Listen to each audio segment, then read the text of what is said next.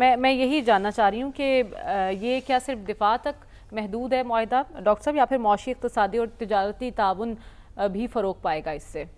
دیکھیے، یہ معاہدہ اس وقت تو دفاع سے ہی ایسوسیٹڈ ہے، یہی خبر ہمیں ملی ہے، وہ اندر کچھ ہو تو ہمیں پتہ نہیں ہے، لیکن یہ ہے کہ یہ دفاع سے تعلق ہے۔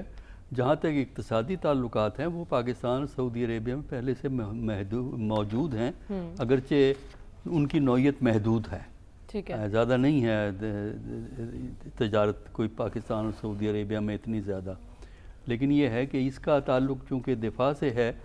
اور اس لحاظ سے یہ ایسا معاہدہ ہے جو کہ دونوں کے لیے فائدہ مند ہے، سعودیہ کے لیے بھی ہے، پاکستان کے لیے بھی ہے۔ اور اس کا جو ہے وہ کانٹیکسٹ اس کا یہ ہے کہ یہ ایک پرانی ٹریڈیشن ہے پاکستان اور سعودیہ کے درمیان دفاعی معاملات میں تعاون کی، یہ کوئی اچانک یا نئی ڈیولپمنٹ نہیں ہے۔ اس پہ یہ ٹھیک ہے کہ گفت و شنید کچھ عرصہ سے چل رہی تھی جو کانفیڈینشیل رکھی گئی، جو کہ ضروری تھا، کیونکہ اگر آپ اس کو اوپن کریں گے تو پھر بہت سے مخالفین اور جو رخنہ ڈالنے والے، منفی انٹرپریٹیشن دینے والے تو بہت زیادہ ہوتے ہیں، وہ خراب کرتے ہیں۔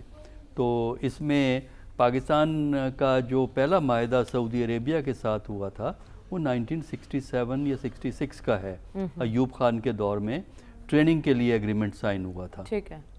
کہ سعودی آفیسرز جو ہیں پاکستانی انسٹیٹیوشن میں ٹریننگ کے لیے آئیں گے، اور جب سے آج بھی سعودی آفیسرز پاکستانی انسٹیٹیوشن میں ٹریننگ کے لیے آتے ہیں، ہر سال ایک دو لوگ ہمارے مختلف انسٹیٹیوشنز میں ہوتے ہیں، پاکستان کے لوگ وہاں جاتے ہیں، تو یہ موجود ہے۔ اور اس کے علاوہ جو سعودیہ نے پاکستان کی مدد کی تھی 1971 کے ڈیبیکل کے بعد، جب ریہیبلیٹیشن کے لیے اسلامک سمٹ جو کنگ فیصل نے پاکستان کے میں اس لیے کروائی تھی کہ دنیا کو دکھانا تھا کہ مسلمان کنٹریز پاکستان کو سپورٹ کرتے ہیں، 74 کا، اور اچھا خاصا خرچ وہ کنگ فیصل نے اس کو کور کیا تھا۔ پھر آپ آ جائیے جو ہے اس میں جو ہے جو 79 کا تو تذکرہ ہو چکا ہے، 82 کے اندر پاکستان نے پہلے F-16 خریدے تھے امریکہ سے، اس کے پہلی جو انسٹالمنٹ کی جو پیمنٹ تھی وہ سعودی عربیہ نے کی تھی، وہ $1 بلین سے اوپر تھی۔ میں بات کر رہا ہوں 1982 کی، 1982 میں یہ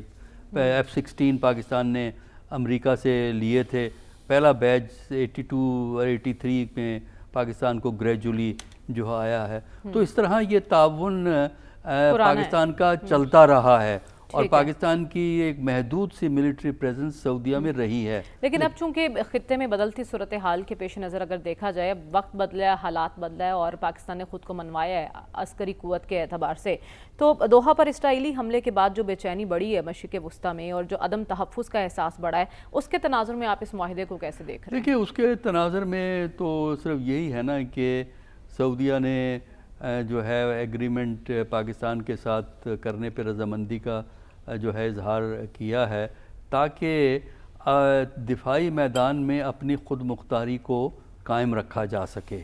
اس کی بنیادی وجہ ہے۔ لیکن جس قسم کا حملہ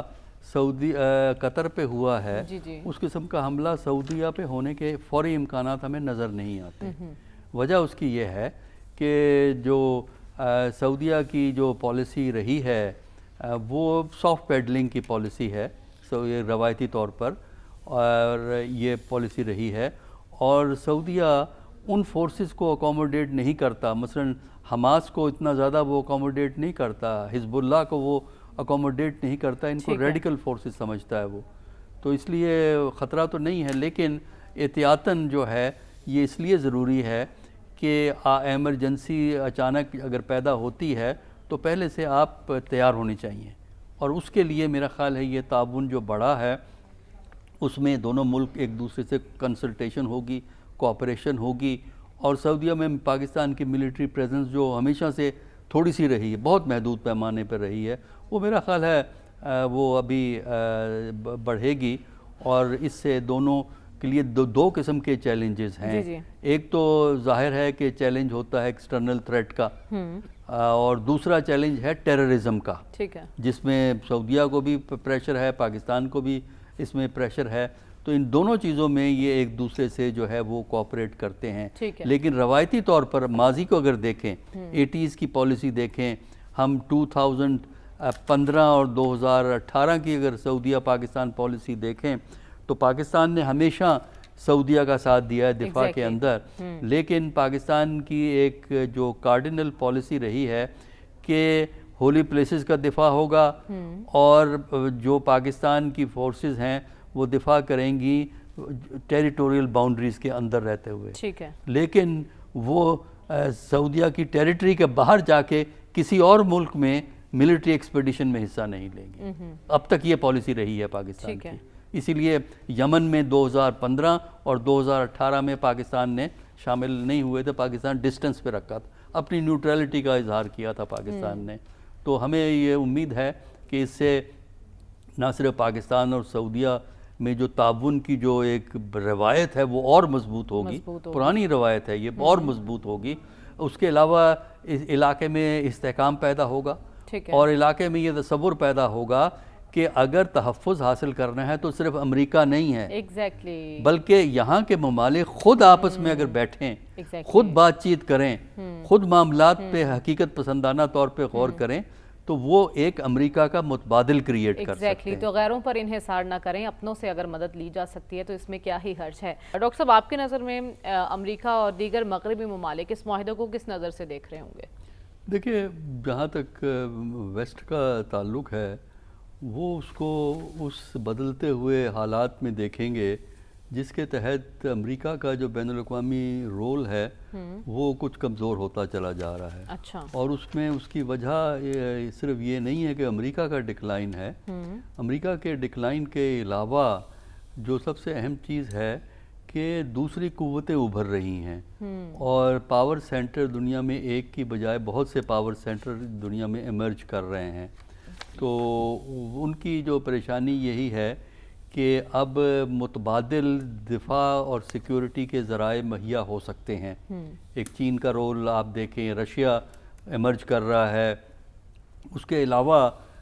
جو ایسے ممالک ہیں وہ آپس میں انڈرسٹینڈنگ ڈیولپ کر کے اپنے دفاع کے لیے اقدامات اٹھا سکتے ہیں، بجائے اس کے کہ وہ مغرب یورپ سے یا امریکہ سے، خاص کر امریکہ سے جو ہے اپنی سیکیورٹی جو ہے وہ ڈھونڈیں.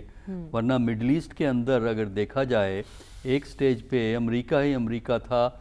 سوویت یونین جو اس وقت ہوا کرتا تھا اس کا ایک محدود سا رول تھا جو 72 کے اندر ایجپٹ میں بھی ختم ہو گیا تھا جو ہے یہ رول. تو اب ہم دیکھتے ہیں کہ دوسری قوتوں کا رول بڑھ رہا ہے جس میں پاکستان کی جو پرومیننس ملی ہے وہ ایک بڑا فیکٹر ہے. اور اس میں جو ہے امریکہ کے ساتھ انڈیا کی بھی پریشانی کی وجہ یہ ہے کہ انڈیا کی جو پالیسی کے دو بنیادی اصول تھے، یعنی مودی کی حکومت کے دو بنیادی اصول تھے، دونوں کے دونوں مئی سے آج تک کریش کر گئے ہیں. پہلا اصول ان کا یہ تھا کہ پاکستان کو انگیج کرنے کی ضرورت نہیں ہے، بلکہ پاکستان کو آئسولیٹ کر دو، پاکستان دنیا سے کٹ آف کر دو، اس کو پوچھے گا کون. وہ آئسولیشن کی پالیسی جو انڈیا کرنا چاہتا تھا وہ ناکام ہوئی ہے. دوسرا انڈیا کی مودی کی پالیسی یہ تھی کہ کنونشنل ملٹری میں ہم اتنے آگے ہیں پاکستان سے کہ پاکستان کو تو ہم جب چاہیں پھینٹی لگا دیں گے. مئی کے اندر اس کے نتائج کچھ اور نکل آئے. وہاں جو ہے ہندوستان کو پتہ لگا کہ صرف نمبر سے جنگیں نہیں جیتی جاتی بلکہ professional capabilities, professionalism, technical know how اور کمٹمنٹ ٹو سروس، آپ کا جذبہ جو ہے،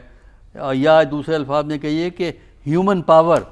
اس کی نوعیت بھی جو ہے وہ جنگ کا نقشہ بدل سکتی ہے. تو یہ چیز بھی ہمیں دونوں چیزیں میں چونکہ ناکامی ہوئی ہے تو انڈیا میں ڈیفینیٹلی اس پہ تشویش ہے. انڈیا میں کوشچن ارائز ہو رہا ہے. اور اس بات پہ بھی تشویش ہے چونکہ 10 مئی سے پہلے ہم نے دیکھا کہ مودی کا ایک دورہ سعودی عرب تھا اور اس پر وہاں کا میڈیا جو ہے بہت شادیانے بجا رہا تھا.